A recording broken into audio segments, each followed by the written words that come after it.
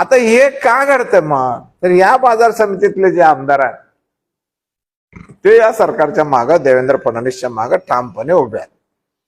मी आता जे कागद दिले तुम्हाला त्याच्यामध्ये दुधाच्या भेसळीच्या संदर्भातली एक आलेली बातमी कात्रण मुद्दाम तुम्हाला दिलेलं जोडून की किती भेसळ होते.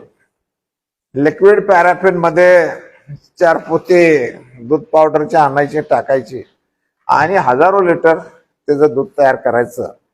म्हणजे 2 रुपयाला 1 लिटर दूध तयार होतं तिथं. आणि हे जर 30 आणि 40 रुपयांना विकत असतील तर त्यांना पैसाच पैसा मिळतोय.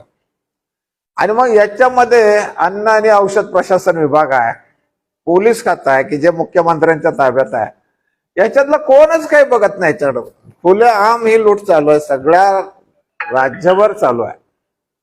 आणि याच्यापासून जे काही मग त्रास होतोय, अनेकांना अनेक आजार होत आहेत, ते काही पीडित झालेले आहेत, ते सगळे लोक आता याच्यापासून जे काही होतोय त्रास, कॅन्सर असेल, काही रोग असतील, काही आजार असतील, ते सगळे पीडित आहेत.